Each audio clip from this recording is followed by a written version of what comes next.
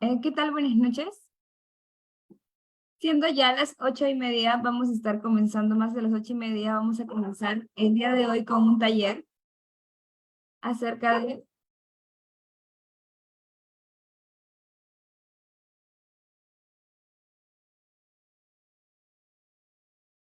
cómo aplicar la norma ISO 45001 y los requisitos y guía de implementación.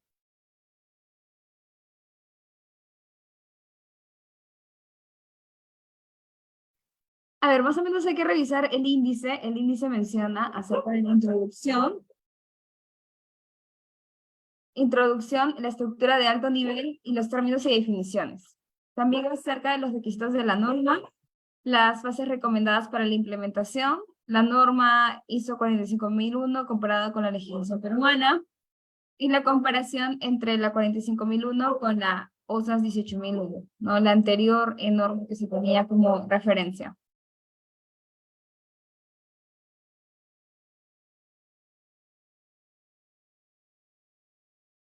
A ver, vamos a comenzar acerca de la parte introductoria. ¿Okay? En la parte de introducción hay que tener como referencia que la ISO es una norma internacional para la estandarización, siendo la ISO 45001 la primera norma internacional acerca del sistema de gestión de seguridad y salud en el trabajo.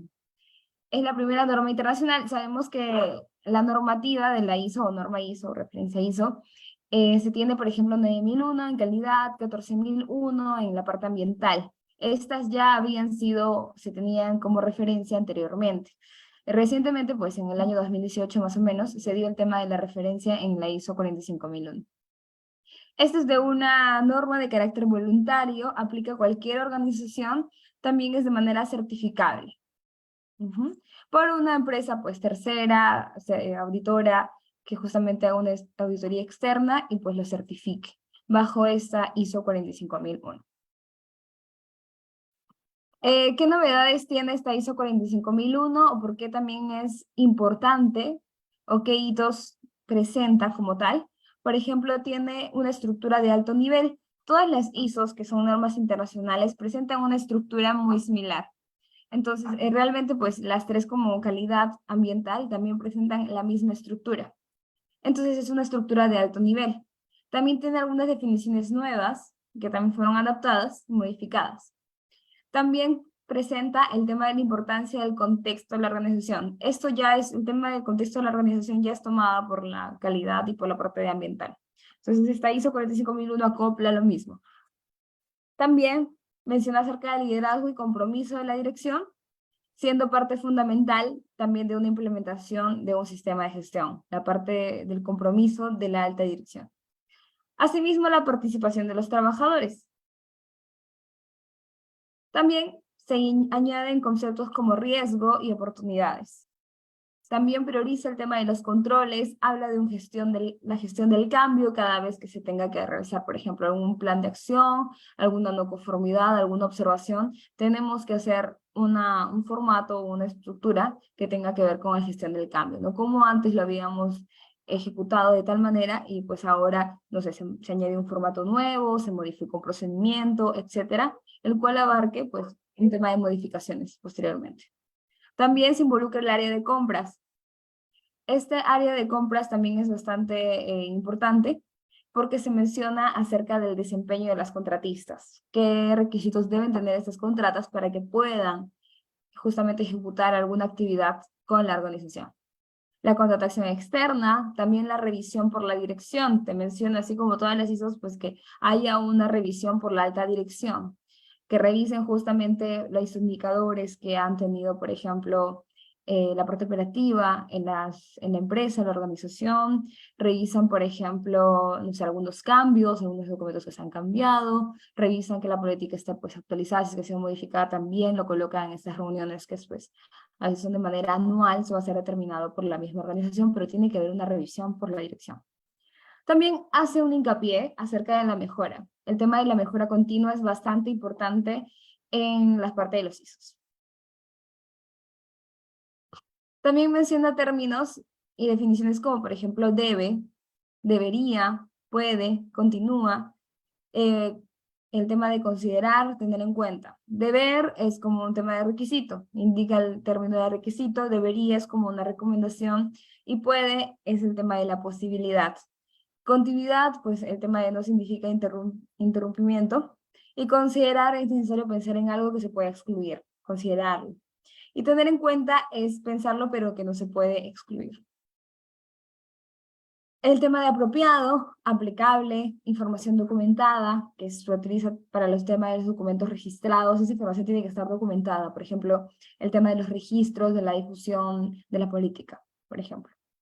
El tema de los registros de la difusión del IPRC, no como un tema de requisitos de identificación de riesgos y oportunidades, por ejemplo. El tema de conservarlo también, esta información tanto que se hace llegar a los trabajadores para que lo puedan firmar o algo por el estilo, también se debe de conservar. Esa es una evidencia, ¿no? Porque te mencionan, ok, tu política ha sido, ya ha sido realizada, ha sido difundida, ok, pero ¿dónde están tus documentos? Ah, bueno, no, lo registré el año pasado, pero como fue el año pasado ya lo deseché. Entonces, no, tiene que mantenerse conservada, de repente estar en la nube, en un OneDrive o algo por ahí. Entonces siempre tiene que estar de algún lugar pues almacenada. Debe mantenerse también con información documentada, se refiere a los documentos, también incluyendo el tema de los procedimientos. Esa es la parte introductoria. Ahora vamos a la parte de estructura de alto nivel. ¿Qué se referirá a esta estructura de alto nivel? O el HLS, por High Level Structure. Es aumentar pues justamente el lineamiento, todos alinearlos a un sistema ISO. Por eso todas estas estructuras son iguales en los sistemas de calidad ambiental y seguridad. Una estructura es común. El tema de los términos y definiciones sí van a ser algunas comunes, como de repente otros en seguridad van a tener, por ejemplo, otros términos. En ambiental también van a tener un tema de riesgo ambiental, por ejemplo, o entre otros términos adicionales. También facilita el tema de la integración. Por ejemplo, si yo tengo implementado mi 14001 en mi organización, es más fácil porque ya tengo una estructura de alto nivel poder implementar la ISO 45001, por ejemplo, porque ya son estructuras ya definidas, yo ya puedo hacer mi contexto de la organización, ya tengo mi matriz de requisitos y oportunidades, de riesgos y oportunidades, tengo la de requisitos legales, tengo el diagrama de operaciones de mi organización, entonces es mucho más fácil poder realizar este tema de la implementación. A ver, ¿qué más? Ya, ok. Y también aumenta el valor añadido a las normas para los usuarios, eliminando el tema de los costos. Así. Ahí vamos a dividirlo entre cláusulas informativas y cláusulas en requerimientos. Por ejemplo, el tema de informativas va con la parte introductoria, tiene objeto y campo de aplicación, hace referencia a la parte normativa, términos y definiciones, y la cláusula con requerimientos menciona, por ejemplo, el tema ya mucho más específico, contextos de la organización, liderazgo, vamos con un tema de la planificación, con la parte del apoyo, operación, evaluación del desempeño, y la parte de mejora continua que va en todas las ISOs, ¿verdad? Entonces se trata de una estructura de referencia con términos y definiciones comunes también. No se puede modificar, no es que yo, ok, no, en mi organización quiera implementar la ISO 45001, pero no, voy a obviar la parte de mejora continua. Eso lo voy a hacer después. No, toda esta estructura tiene que ya estar determinada si vamos a hacer una implementación de esta ISO. Ahora, ¿qué trata cada uno de estos puntos? Las normas informativas, como habíamos revisado, son 4, ¿verdad? Entonces, por ejemplo, ahí vamos a ver. Introducción. Estos van a incluir los antecedentes, el propósito por lo cual estamos implementando esta ISO 45001. Por la parte de liderazgo, alta dirección, establece también un ciclo de PHBA. También tenemos la parte de objeto y campo de aplicación. ¿Hasta dónde va a ser aplicable esta ISO? Hay que tener en cuenta que, por ejemplo, el tema de la aplicabilidad, no de repente en algunas organizaciones no lo determinan para todos sus procesos. Algunos hacen esta implementación para tal proceso, no sé, para el proceso de inventarizado, para el proceso no sé, de fluentes, etc. Entonces, estos objetos y campos son bastante, pero esa es una parte bastante importante, porque ahí es donde tú vas a definir a qué proceso tú vas a estar implementando ello y lo que quieres certificar, por ejemplo. La número 2 es referencias normativas. A diferencia de las ISO de gestión, pues esta ISO 45001 no incluye referencias normativas. Términos y definiciones mantienen una terminología común a las demás ISOs y son las 4 de la parte de informativas. En las cláusulas con requerimiento tenemos, por ejemplo, contextos de la organización, tenemos liderazgo y participación de los trabajadores y planificación. En el contexto de la organización tenemos, por ejemplo, el tema de las normas que consideran resultados de seguridad, cómo se ven afectados los factores internos, los factores externos, cómo puedes tú determinar tus partes interesadas. Aquí en este tema de los contextos de organización también es importante poder definir ello, ¿no? Si yo de repente ejecuto tal actividad, ¿a quién le interesaría, por ejemplo, ¿no? ¿Cuáles mis clientes internos? ¿Quiénes son mis clientes externos? Clientes internos, por ejemplo, pueden ser mis áreas de compras, mis áreas operativas. Los externos pueden ser un tema de, por ejemplo, el Mintras, la FIL, etc. Entonces, hay que definir bastante bien este tema de los contextos de la organización, tanto factores internos, externos, partes interesadas, etc. También vemos el tema de los liderazgo y participación de los trabajadores. Hay que destacar la parte de liderazgo por la alta dirección. Y participación de los trabajadores, pues esto se enlaza muy bien con la ley de seguridad respecto al comité. Entonces, el parte del comité es la participación de los trabajadores en toda empresa. Entonces, ahí lo podemos determinar muy bien con el comité. Y también la planificación va a comprender acerca de las acciones previstas para abordar los riesgos y oportunidades. Ahí colocas el tema de tus riesgos y oportunidades y defines, por ejemplo, los objetivos y los medios para que puedas lograrlos. En la parte 7 establece el tema de los apoyos, determinar los medios necesarios para conseguir la planificación, los recursos que necesitas, la toma de conciencia, la comunicación. En la parte 8 es acerca de la operación. Ahí vas a definir, por ejemplo, los procesos, colocas ahí un mapa de tu macroproceso, cómo se va a definir tus procesos, tanto entrada, el proceso como tal, y la salida. Entonces, cada uno debe tener, por ejemplo, procedimientos, recursos, etc. Entonces, ahí es importante poder definir esta parte operativa. De acuerdo también, de acuerdo, esto va muy de la mano del proceso que vas a tener que implementar, ¿no? No es que vas a hacer toda la empresa de repente, o si es que es posible podría ser, pero en el objeto, al inicio, en la parte de cláusulas informativas, en la parte de objeto y campo de aplicación hay que definirlo bastante bien, para que la parte de operación también tenga sentido.